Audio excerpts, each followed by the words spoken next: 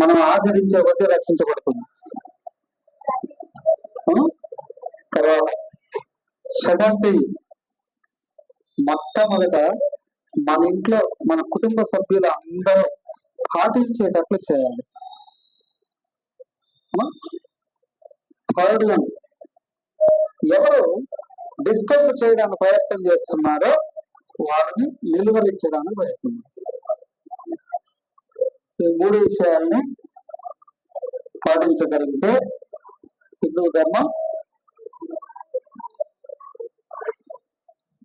ఎక్కువ దెబ్బతినకుండా ఉంటుంది. ఒకటి, హిందూ ధర్మం సనాతనం. సనాతనం అంటే ఎప్పటిండే ఉంది, ఎప్పటికీ ఉంటుంది. ఎవరు నష్టం చేయగలరు? రావణాసురుడు చేశాడు కుటుంబంతో సహా. శరణాసురుడు చేశాడు, వారి కుటుంబంతో నాశనం అయ్యాడు. ఆచరిస్తున్నట్లుగా కనిపించి దెబ్బకొట్టడానికి ప్రయత్నం చేశాడు దుర్యోధనుడు, వారు కూడా కుటుంబంతో నాశనం అయ్యాడు. ఎవరు దీన్ని దెబ్బకొట్టాలని ప్రయత్నం చేసినా వాడు కూడా అదే గతి. వాళ్ళకంటే వీళ్ళు కదా తోపులేం కాదు కదా. కాకపోతే దుర్మార్గుల బలం ఎక్కువైతే సజ్జనులకు బాధలు కలుగుతుంది. సజ్జనులైన వారు ధైర్యంగా ఆచరిస్తూ ఎదుర్కొంటే తర్వాత వచ్చే వాళ్ళకి మార్గం కనిపిస్తుంది, మరుగుపడకుండా ఉంటుంది. ఒకసారి ఒక బ్రాహ్మణుడే హరి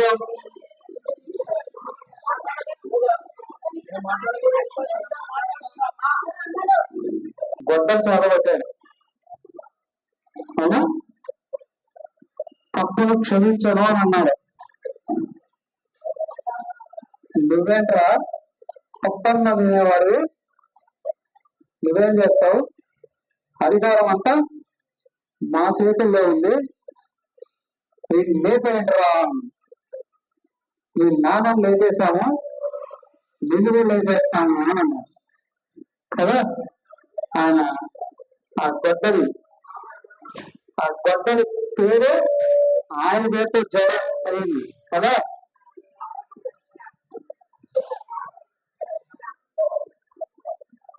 21 సార్లు దేశం అంతా తిరిగారు.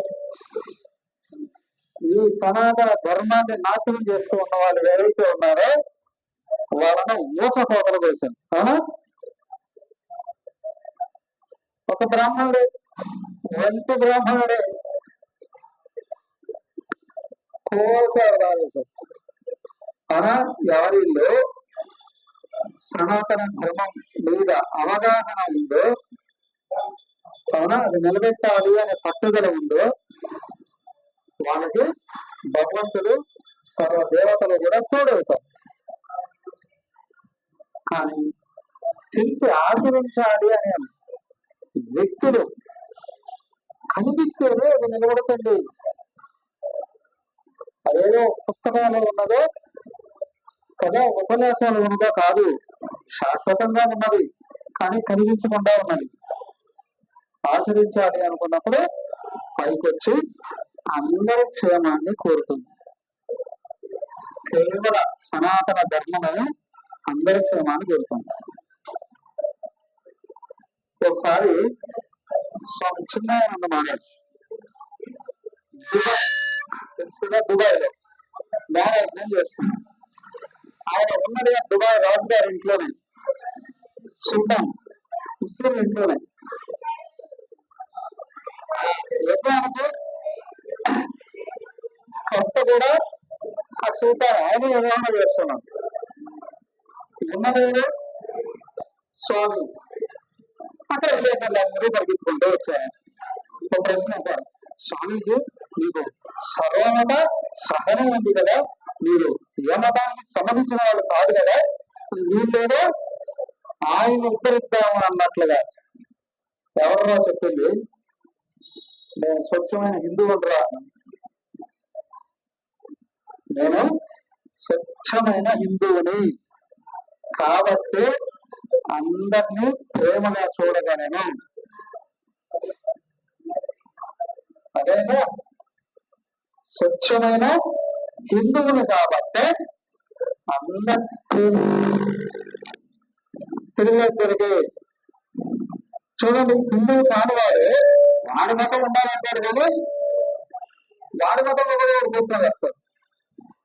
వాడు ఎవరైనా సరే డబ్బు కోసం మనుషులు చంపుతాడు, భోగాల కోసం మనుషులు చంపుతాడు. కానీ మన చరిత్రలో డబ్బుల కోసం భోగాల కోసం మనుషులు చంపింది ఎక్కడా లేదు కదా. పైగా స్త్రీలు కనిపిస్తే సర్వనాశం చేస్తాడు వాడు. కానీ స్త్రీలు కనిపిస్తే అమ్మ అంటారు మనం, ధర్మాన్ని తెలిసినటువంటి వాడు కదా. సో నేను స్వచ్ఛమైన హిందువుని. హిందువు మాత్రమే అందరూ సుఖాన్ని కోరగలడు, అందరూ సుఖంగా ఉండాలని కాదు. కానీ ఒక విషయం మర్చిపోకూడదు అన్నాను, ఎక్కడ చెడు ఉన్నా క్షమించకూడదు.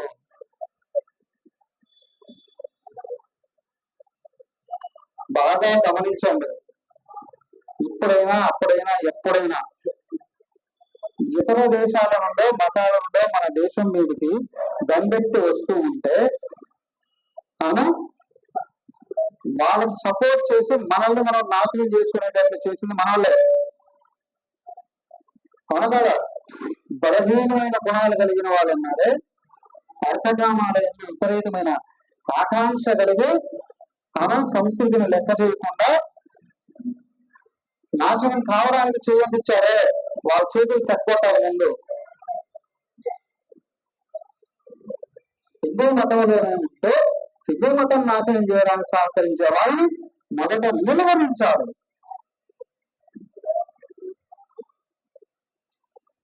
అప్పుడు మనం ఆచరించడానికి అవకాశం ఉంది, పైగా అందరికి చూపించడానికి అవకాశం ఉంది. సనాతన ధర్మంలో ఎవరిని బాధించమని ఎక్కడా చెప్పలేదు, కానీ చెడును బంధించమని ఎక్కడా చెప్పలేదు. పాపులారా రండి రక్షిస్తానని ఎక్కడ ఏ దేవుడు చెప్పలేదు. పాపాన్ని నశింపజేయండి అని అన్నా. అలా తెలియక పాపం చేసిన ప్రాయశ్చిత్తం చేసుకుని మంచివాడిగా మారిపో.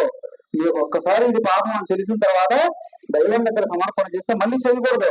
పగలంతా పాపం చేసి సాయంత్రం వచ్చి దేవుడికి అప్పచెప్పేవాడు వాళ్ళు భక్తులు ఇంటిపోతారు, దుర్మార్గులు కాదు. అయ్యా నేను పాపం చేశాను,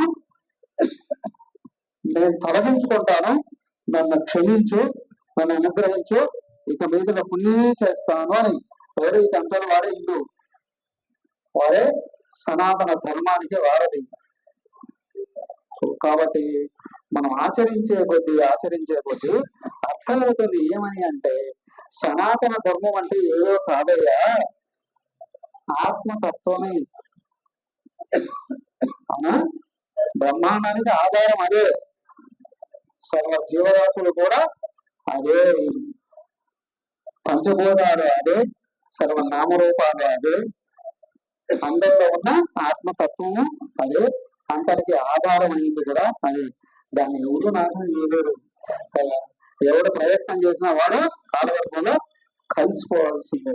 కానీ మనం మన తత్వాన్ని మనల్ని తెలుసుకొని ఆచరిస్తేనే నిలబడుతుంది కదా. ఆచరించడానికి ప్రయత్నం చేస్తే భగవంతుడు సపోర్ట్ ఉంటుంది. మనం ఆచరించుకొని వచ్చి మాటలు మాట్లాడితే ఆయన కూడా చేస్తాడు. సావండి సావండి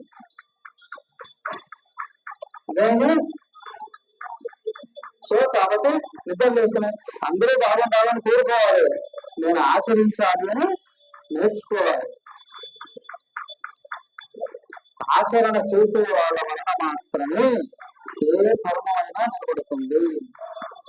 ఎందుకంటే నేను నమ్మకంతో ఆచరిస్తే నా పిల్లల్ని నేర్పిస్తాను, నాకే నమ్మకపోతే కదా, నేను నమ్మకపోతే తల్లి నేర్పిస్తా. నేను నేర్పించలేదంటే నాకు నమ్మకం లేదు, జాగ్రత్త ఖచ్చితంగా.